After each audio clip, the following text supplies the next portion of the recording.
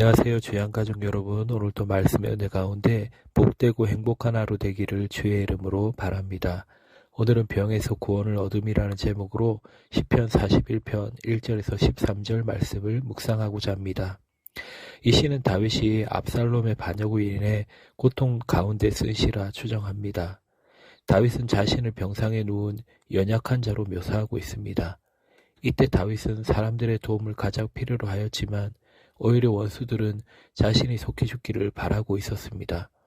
이때 다윗은 가까운 친구까지도 자신을 배반하고 원수들과 하나 되어 대적하는 것을 경험하였습니다.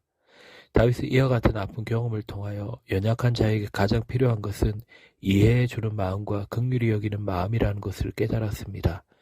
그리고 그는 여기에서 한 걸음 더 나아가 세상을 복된 곳으로 만들기 위한 일에 가장 필요한 사람은 사람들이 가지고 있는 지위나 힘에 따라 태도를 달리하는 사람이 아니고 인간이라는 공통적 기초 위에서 사람들을 이해하고 사랑할 줄 아는 사람들이라는 결론에 이릅니다. 다윗은 고통을 통하여 세상에는 두 종류의 사람들, 즉 세상을 복되게 하는 자들과 세상을 고통스럽게 하는 자들이 있음을 알게 되었고, 이들 가운데 어느 종류의 사람들에 의하여 세상이 다스려지느냐에 따라 세상은 아름다운 곳이 되기도 하고 고통스러운 곳이 될 수도 있다는 것을 알게 되었습니다. 사람들 가운데는 세상을 고통스럽게 하는 사람들이 있습니다. 이런 사람들은 동료를 우정의 대상으로 알지 않고 자신의 이익을 취하기 위한 수단으로 압니다. 그러므로 이들은 인간관계에서 사람 자체는 관심의 대상이 되지 않고 그가 가지고 있는 능력이나 위치만이 대상이 됩니다. 다윗이 본문에 말하고 있는 원수와 나의 가까운 친구들로 묘사하고 있는 사람들은 모두 여기에 속한 자들입니다. 여기 원수로 묘사한 사람들도 다윗이 왕권을 굳게 하고 있을 때에는 자신의 마음에 있는 악함을 드러내지 않았습니다. 그들은 겉으로 다윗과 좋은 관계를 유지하였지만 은밀하게 자신을 위하여 다윗을 파멸시키기 위한 계획을 준비하고 있었습니다. 압살롬과 그를 따르는 무리들은 여기에 속한 자들입니다. 그들은 다윗이 강건하여 힘을 가지고 있을 때는 마치 사람의 몸 안에 잠복해 있는 병균처럼 겉으로 그들의 마음에 있는 어떤 것도 드러내지 않았습니다. 그러나 다윗이 병상에 누워 연약하게 되었을 때 그들은 서서히 다윗을 파멸시키기 위한 계획을 진행시켜 갔습니다. 이와 같은 때에도 압살롬은 표면적으로 아버지와 화해한 아들로서 아버지가 병상에 있을 때 아버지를 돕는다는 명분을 내세워 백성들을 재판하고 있었습니다. 압살롬이 실제로 이와 같은 마음으로 아버지를 도왔다면 얼마나 아름다운 일이었겠습니까? 그러나 그는 그렇게 하지 않았습니다.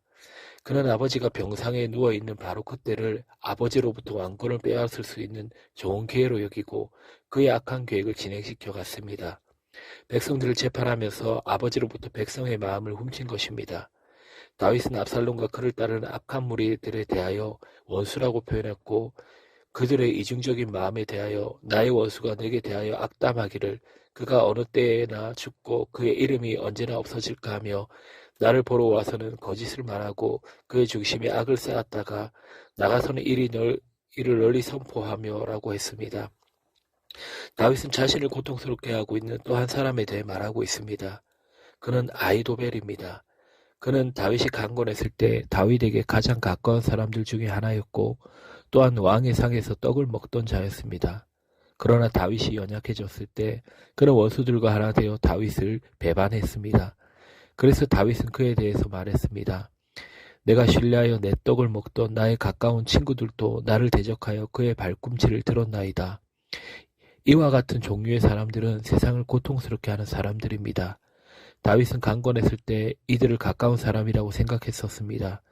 그러나 병상에서 참으로 이들의 도움이 필요로 할 때 이들은 우정을 배반하고 오히려 자신을 파멸하기만을 바라고 있었습니다.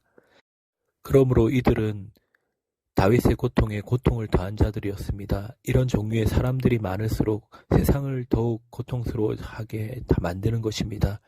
그럼에도 불구하고 시편이 주는 교훈은 하나님을 신뢰하는 사람들은 이런 사람들로부터 둘러싸여 고통을 당하고 있을 때에도 소망을 가질 수 있다는 것입니다. 다윗은 고통 가운데서도 구원의 하나님으로 인하여 이와 같이 고백했습니다. 내가 말하기를 여호와여 내게 은혜를 베푸소서 내가 주께 범죄하였사오니 나를 고치소서 하였나이다. 비록 자신이 범죄 가운데 있어 고통 가운데 있는 것을 알고 있으면서도 하나님을 신뢰함으로 긍휼을 구할 수 있는 사람은 복 있는 사람입니다.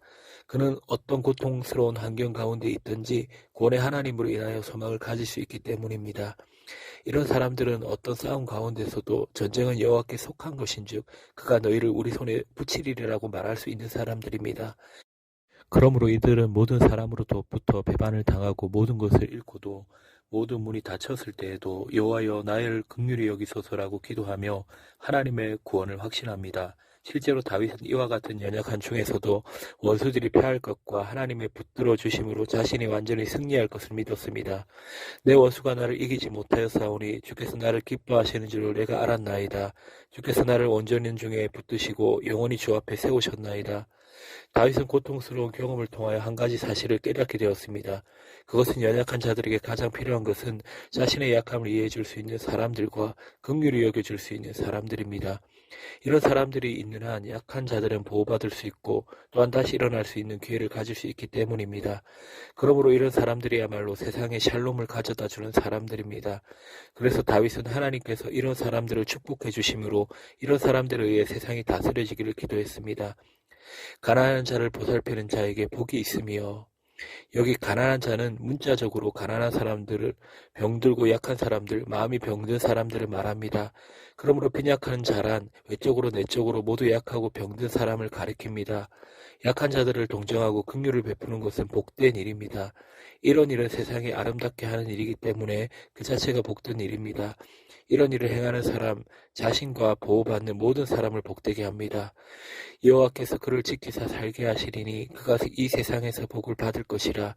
주여 그를 그 원수들이 뜻에 맡기지 마옵소서. 여호와께서 그를 병상에서 붙드시고 그가 누웠을 때마다 그의 병을 고쳐 주시나이다. 다윗은 하나님께서 이런 사람들을 축복해 주시기를 기도했습니다. 재앙의 날에 그들을 구원해 주시기를 기도했고 병상에 있을 때 붙들어 주심으로 고쳐주기를 기도했습니다. 다윗이 이와 같이 기도한 것은 이런 사람들이 세상에서 형통하고 번성할 때 세상은 더욱 아름다워진다는 사실을 알고 있었기 때문입니다. 세상이 황폐해지는 것은 무엇이 부족하기 때문이 아니라 우리 가운데 있는 탐욕 때문입니다. 서로 긍휼히 여기며 서로를 붙들어 줄 때 우리는 함께 살지만 서로 물어 뜯고 먹으면 피차 멸망합니다. 하나님 우리의 변화를 주체로 불러주셨습니다. 그러므로 우리가 있는 곳에서 우리로 인하여 샬롬이 있도록 해야 할 것입니다. 우리는 어떤 사람과 관계를 형성해 갈 때 그가 가지고 있는 무엇으로 판단하지 말고 그 사람의 존재 자체로 판단해야 됩니다. 우리의 관계에 대한 하나님의 뜻은 소유 지향적 관계가 아니고 존재 지향적 관계입니다. 만일 모든 사람이 자신보다 연약하다는 이유로 인하여 약한 자들을 거절한다면 이 세상은 황폐해질 것입니다. 실제로 우리가 살고 있는 사회 곳곳에서 이와 같은 이유로 황폐함이 심해가고 있습니다. 다시 한번 우리는 하나님께서 세상을 아름답게 만들도록 부름받은 복된 자들이라는 사실을 기억해야 합니다. 그리고 탐욕을 인하여 갖게 되는 소유 중심의 사고에서 벗어나 존재 중심에 기초하여 사람들과 관계를 형성해 가고 이와 같이 할 때 우리가 있는 곳에 아름다운 변화가 일어날 것을 믿으시길 바랍니다. 그렇게 할 수 있는 우리 모두가 되기를 주의 이름으로 바랍니다.